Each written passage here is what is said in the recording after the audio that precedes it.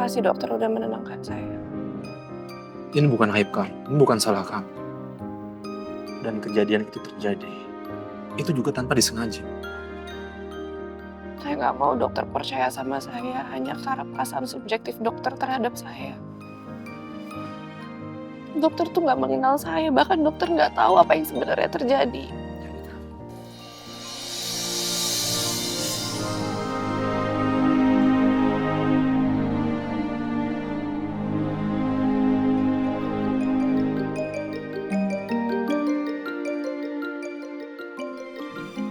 Saya memang gak melihat dengan mata saya sendiri. Tapi saya mengenal siapa almarhum Benny Erlangga. Saya memiliki data medis kamu di saat kamu mengalami KDRT. Dari data itu sudah menunjukkan ke saya betapa sabarnya kamu menghadapi penderitaan kamu selama ini. Ketika kamu menjadi istri almarhum Pak Benny, kamu jangan pernah merendahkan diri kamu di depan saya. Jangan pernah jauh dari saya. Karena apapun yang terjadi ke depan, saya akan melindungi kamu. Saya akan selalu ada di samping kamu. Saya merasa saya nggak pantas bersanding sama dokter. Karena dokter terlalu baik. Kamu wanita yang pantas mendampingi saya. Dan saya akan menjadi pria yang sangat beruntung karena kamu menerima cinta saya.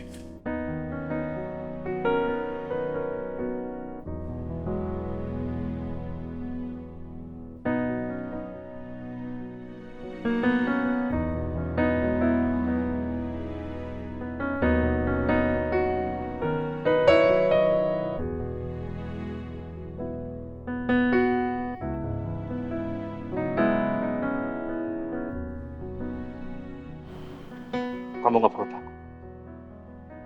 Saya akan selalu melindungi kamu.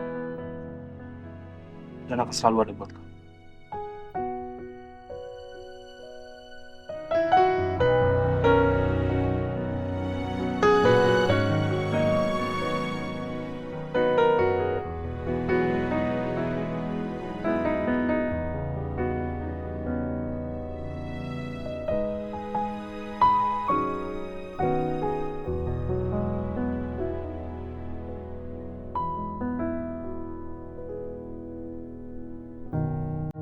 Sampai malam ini belum ada satupun laporan anggaran dari Erika. Gak biasanya Erika jadi seteledor ini.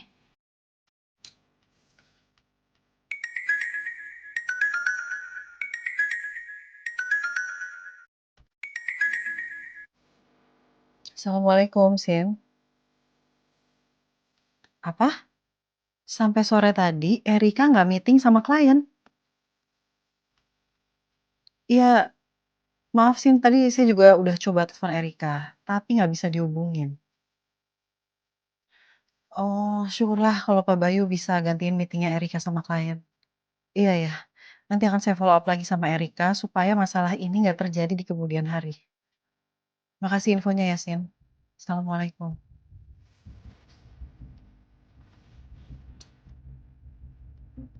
Ada apa ya dengan Erika? Apa dia ada masalah yang sangat urgent? Dia harus ngejelasin alasannya kenapa sampai bisa ngacauin semua meeting hari ini.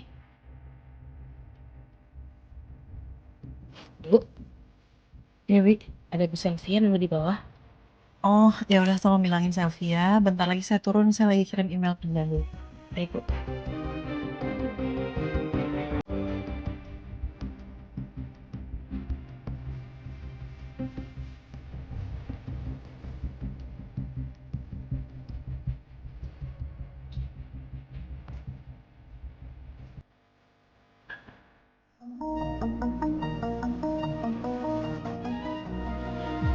Sarga,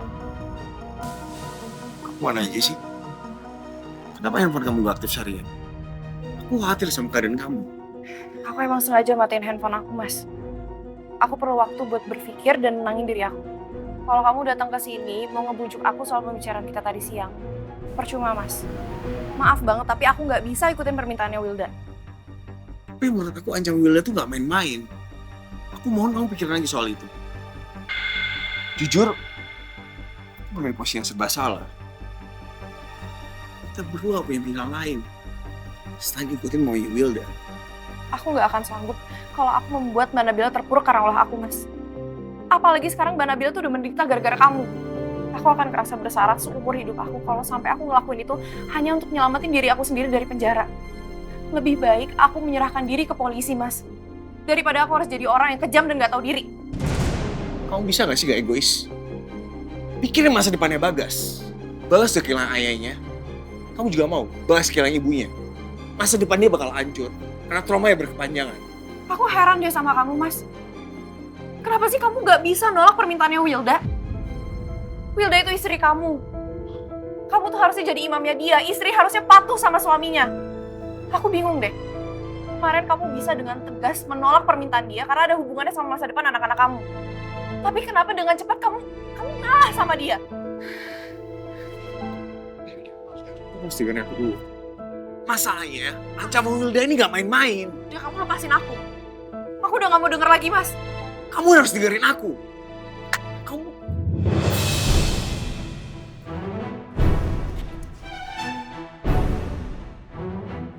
Kenapa berhenti? Lanjutin dong perdebatannya. Aku kan pengen tahu kalian berdebat soal apa sih? Atau kalian lagi kompak ya? Buat nutupin soal kematiannya Benny? Iya? Gawat. Jangan-jangan Bonita tadi mendengar semua isi pembicaraan aku dari soal kematian Benny. Mbak, udah ya, kamu gak usah ikut campur sama masalah aku dan Mas Arga. Erika, sudah seharusnya aku ikut campur. Ini soal kematian almarhum saudara aku, Erika. Kamu jangan pura-pura amnesia lah. Kamu lupa, kakak kamu ini pernah mau ngebunuh Benny di atas rooftop. Tapi karena dia gagal untuk ngebunuh Benny di tangannya dia. Kira kamu kan yang ngebunuh Benny di tangan kamu sendiri? Kamu bisa gak sih jaga mulut kamu? Sama ini kamu yang punya bukti. Saya masih sabar hadapin kamu karena kamu ipar Erika. Saya bisa bertindak lebih terhadap kamu. Kalau saya mau. Hei Mas Arga, kamu pikir saya takut? Saya gak ada takutnya ya sama kamu. Saya akan terus cari tahu sampai kalian berdua mendekam di penjara.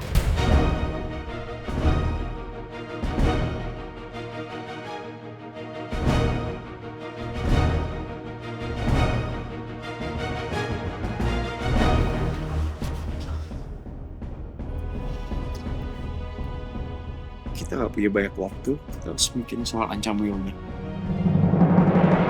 Jadi Erika nggak bisa kamu hubungin seharian, terus dia juga nggak hadirin meeting penting udah 2 kali. Iya, Sel.